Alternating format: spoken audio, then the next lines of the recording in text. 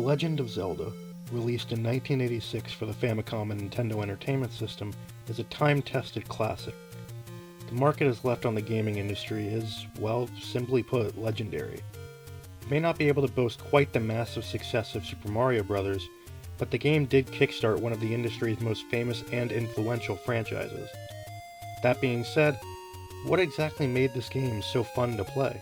Now, I personally have not had much experience with this entry in the series. This game in particular predates me by about a decade and a half. No, my first experience with this franchise was this game, The Legend of Zelda: Ocarina of Time 3D for the 3DS. Now, since the time that I played that game, I've been able to play many different Zelda games, but for some reason I just never got around to playing the NES originals. And seeing as the Legend of Zelda franchise is my favorite video game series, I thought it was only appropriate to kick off this channel by doing a retrospective on the series' first entry. And my hope in doing so is to provide all of you with a fresh perspective on this NES classic. So, without further ado, let's give The Legend of Zelda for the Nintendo Entertainment System a fresh focus. I won't get into many story details, there's been so much said about this game already, from Hyrule Historia to developer interviews and more, but to give a quick refresher, Ganon steals the Triforce of Power, a sacred relic to the land of Hyrule, and to prevent him from getting the Triforce of Wisdom, Princess Zelda splits it into 8 pieces and scatters them throughout Hyrule before being kidnapped by Ganon. A young traveler named Link shows up to Hyrule, learns about what happened to Zelda, and sets off to reassemble the Triforce, defeat Ganon, and save her. Now, that being said, let's dive right into gameplay. I don't have a Nintendo Entertainment System, so we'll be looking at this game the way I first played it, on the 3DS Virtual Console. Now, first things first, what even is this game? I've heard so many claims of it being an adventure game, an action-adventure game, an RPG, and even an action-adventure RPG. Well, I honestly fall into the last group. It doesn't have stats or levels like traditional RPGs, but we do see character growth with the various upgrades that Link can get, from the blue and red rings to the white magical sword, and even the magical shield. Coupled with the dungeon crawling and exploration gameplay, I really do see this game as an action-adventure RPG. But let's talk about what you're actually doing in the game. The majority of this game takes place in 9 dungeons scattered around the explorable overworld, the land known as Hyrule. Of course, Hyrule in all of its beautiful glory looks like that, so during your entire playthrough you're not going to have the first clue as to where you're supposed to go. And this is where the adventure side of things really shines, though it is really the game's best and worst aspect. You're evidently not going to have any idea where you're supposed to go or what you're supposed to do, which admittedly can be very irritating when you just want to get a move on. Now, the manual for the original game tells you where to find the first dungeon along with several other hints, and it is now available online, but trying to figure anything out without the manual is next to impossible. But, being the total gamer that I am, I never once needed the manual or an internet guide of any sort to complete the game.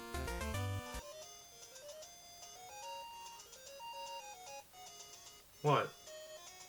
Okay, so I may have needed a guide, but can you really blame me? Even with the manual hints, how was I supposed to know that I needed a bomb to get that heart container, or that I needed to burn that bush to get into Dungeon 8?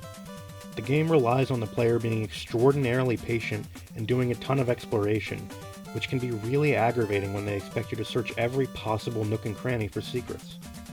However, this mandatory exploration can also be one of the most fun parts of the game. Sure, that heart container in that dungeon might be hard to find, but what about finding the merchant that will sell you the blue ring, or the old man that gives you the letter you need to get potions, or the old man that gives you the upgraded white sword, or the old man that gives you the even further upgraded magical sword? And when you aren't meeting with old men in caves that are a little too willing to give you nice things, you can explore Hyrule to find rupees and extra upgrades for Link. When you do eventually make your way into one of the game's dungeons, you'll find either a fair challenge or a frustrating gauntlet depending on how many of these upgrades you acquire. Now, the game is fairly non-linear, so most of the dungeons are available to complete right from the get-go. But that being said, the difficulty does scale in order, so even though you can complete Dungeon 8 before Dungeon 1, it is very difficult because there aren't many upgrades available for Link at the start of the game. But should you choose, the option is there.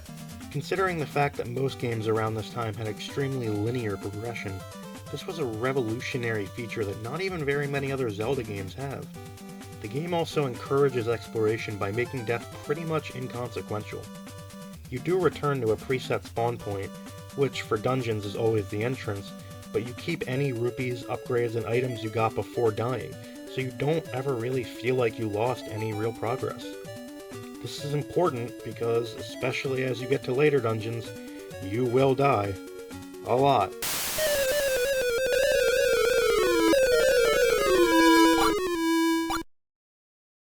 Back to the dungeons, if you are properly equipped for whatever dungeon you're tackling, they are all relatively fun to play through. Besides the bait that you need for one of the dungeons that completely halts all your progress if you didn't know you needed it, which you probably wouldn't without a guide, all of the other dungeons can be completed in one go without too much of a hassle. The weirdest parts about the dungeons are their shapes, since while some of them use animal shapes, a couple use completely unrelated symbols. There's level 2, the moon, and level 3.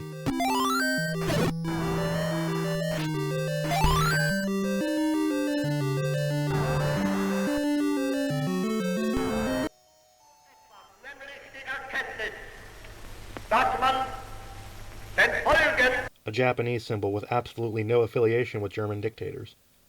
Nonetheless, you eventually complete the first 8 dungeons while obtaining various upgrades for Link, opening the pathway to Death Mountain, an incredibly confusing labyrinth of annoying enemies that will test all the skills you've developed up to this point in the game. And it will pretty much require a guide. Seriously, this dungeon can be impossible to complete without knowing exactly what you need to do. The dungeon houses 2 of the most important upgrades in the game, the Red Ring that increases Link's base defense, and the Silver Arrows that you absolutely need to defeat Ganon, or else you can't beat the game.